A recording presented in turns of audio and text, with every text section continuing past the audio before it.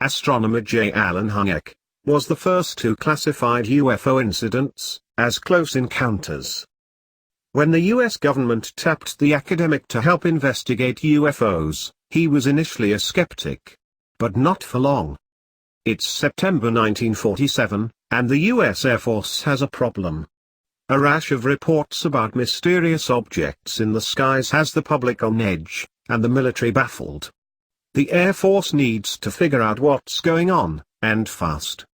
It launches an investigation it calls Project Sign. By early 1948 the team realizes it needs some outside expertise to sift through the reports. It's receiving, specifically an astronomer who can determine which cases are easily explained by astronomical phenomena, such as planets, stars, or meteors. For J. Allen Hynek, then the 37-year-old director, at Ohio State University, Macmillan Observatory, it would be a classic case of being in the right place at the right time or, as he may have occasionally lamented, the wrong place at the wrong one. Hynek had worked for the government during the war, developing new defense technologies like the first radio-controlled fuse, so he already had a high security clearance, and was a natural go-to. One day I had a visit from several men from the Technical Center at Wright-Patterson Air Force Base, which was only 60 miles away in Dayton. Allen Hynek later wrote. With some obvious embarrassment, the men eventually brought up the subject of flying saucers, and asked me if I would care to serve as consultant to the Air Force on the matter. The job didn't seem as though it would take too much time, so I agreed. Allen Hynek realized that he was about to begin a lifelong odyssey that would make him one of the most famous, and at times, controversial scientists of the 20th century. Nor could he have guessed how much his own thinking about UFOs would change over that period, as he persisted in bringing rigorous, scientific inquiry to the subject. I had scarcely heard of UFOs in 1948 and, like every other scientist I knew, assumed that they were nonsense, he recalled. Project Sign ran for a year, during which the team reviewed 237 cases. In Hynek's final report, he noted that about 32% of incidents could be attributed to astronomical phenomena, while another 35% had other explanations, such as balloons, rockets, flares, or birds. Of the remaining 33%, 13% didn't offer enough evidence to yield an explanation. That left 20% that provided investigators with some evidence but still couldn't be explained. The Air Force was loath to use the term, unidentified flying object, so the mysterious 20% was simply classified as unidentified.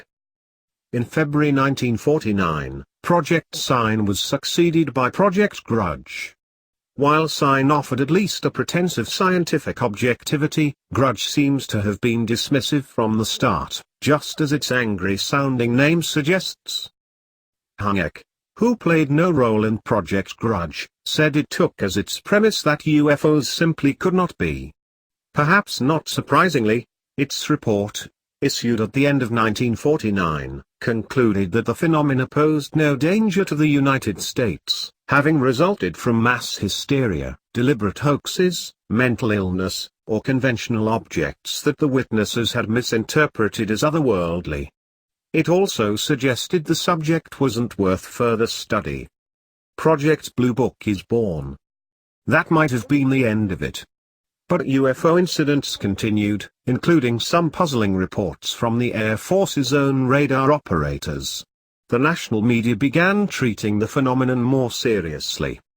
Life magazine did a 1952 cover story, and even the widely respected TV journalist, Edward R. Murrow, devoted a program to the topic, including an interview with Kenneth Arnold, a pilot whose 1947 sighting of mysterious objects over Mount Rainier, in Washington state, popularized the term, flying saucer.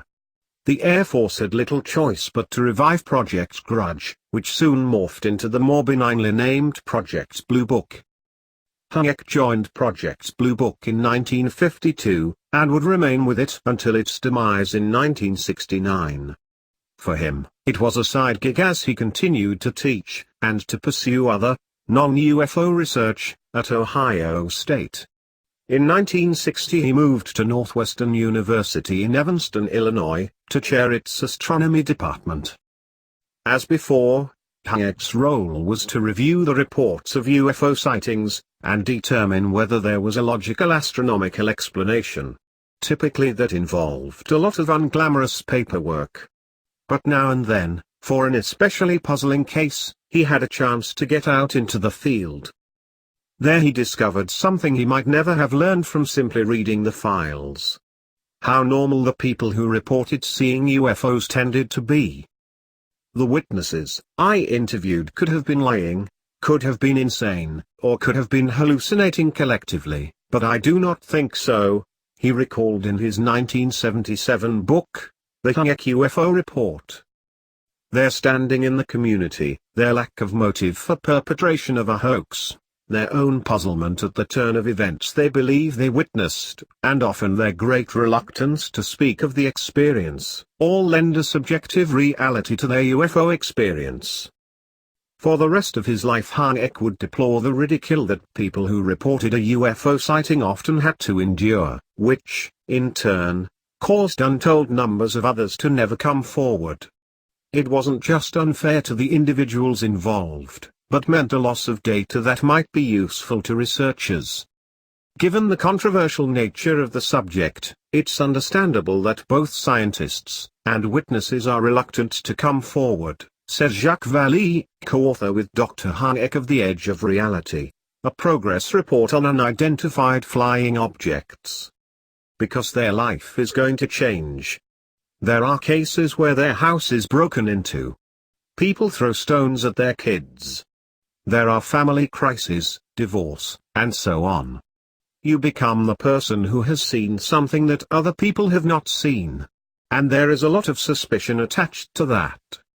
In the late 1950s, the Air Force faced a more urgent problem than hypothetical UFOs. On October 4, 1957, the USSR surprised the world by launching Sputnik, the first artificial space satellite, and a serious blow to Americans' sense of technological superiority. At that point, Hynek had taken leave from Ohio State to work on a satellite tracking system at Harvard, notes Mark O'Connell in his 2017 biography, The Close Encounters Man. Suddenly Hynek was on TV, and holding frequent press conferences to assure Americans that their scientists were closely monitoring the situation. On October 21, 1957, he appeared on the cover of Life with his boss, the Harvard astronomer Fred Whipple, and their colleague Don Lautman. It was his first taste of the national celebrity, but wouldn't be the last. With Sputnik circling the Earth every 98 minutes, often visible to the naked eye, many Americans began looking skyward, and UFO sightings continued unabated. By the 1960s, Hynek had emerged as the nation's, perhaps the world's top expert on UFOs, quoted widely in his capacity as scientific consultant to Project Blue Book. But behind the scenes, he chafed at what he perceived as the project's mandate to debunk UFO sightings. He was also critical of its procedures, judging the Blue Book's staff grossly inadequate, its communication with outside scientists appalling, and its statistical methods nothing less than a travesty. The feeling, apparently, was mutual. In an unpublished manuscript unearthed by biographer O'Connell, Air Force Major Hector Quintanilla, who headed the project from 1963 to 1969, writes that he considered Hynek a liability. Why did he stick around? Hynek offered a number of explanations. But most importantly, he wrote, Blue Book had the store of data, as poor as they were, and my association with it gave me access to those data. If Hynek often angered UFO debunkers, like Quintanilla, he didn't always please the believers, either. In 1966, for example, he went to Michigan to investigate multiple reports of strange lights in the sky. When he offered the theory that it might have been an optical illusion involving swamp gas, he found himself widely derided in the press, and swamp gas became a punchline for newspaper cartoonists. More seriously, two Michigan congressmen, including Gerald R. Ford, who later became president, took umbrage at the apparent insult to their state's citizenry, and called for a congressional hearing. Testifying at the hearing, Hynek saw an opportunity to plead the case he'd been making to the Air Force for years, but with little success. Specifically, it is my opinion that the body of data accumulated since 1948 deserves close scrutiny by a civilian panel of physical and social scientists, for the express purpose of determining whether a major problem really exists. Hynek would soon get his wish, or so it seemed.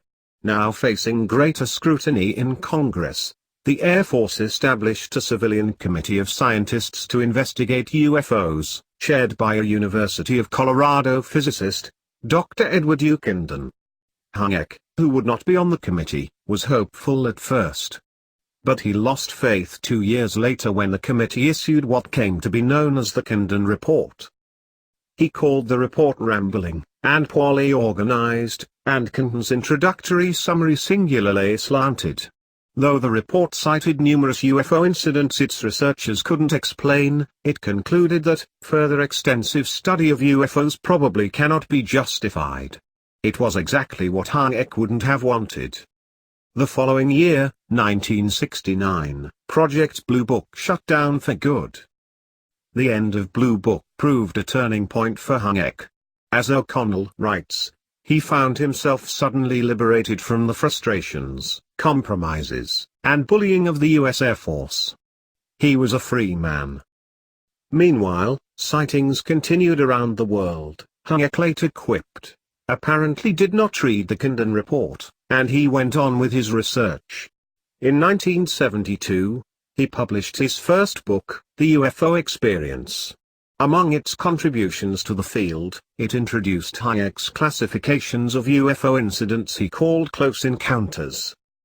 Close encounters of the first kind meant UFOs seen at a close enough range to make out some details.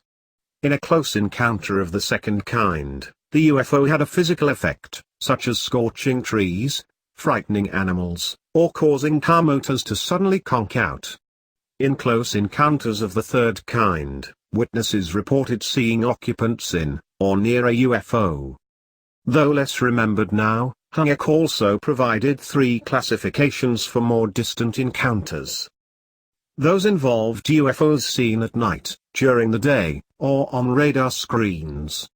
The most dramatic of Hynek's classifications, close encounters of the third kind, would, of course, become the title of a Steven Spielberg movie released in 1977. O'Connell reports that Hynek was paid $1,000 for the use of the title, another $1,000 for the rights to use stories from the book, and $1,500 for 3 days of technical consulting, hardly a windfall by Hollywood standards. He also had a brief cameo in the film, playing an awestruck scientist when the alien craft comes into close view. In 1978, Hynek retired from teaching, but he continued to collect and evaluate UFO reports under the auspices of the Center for UFO Studies, which he had founded in 1973. The organization continues to this day.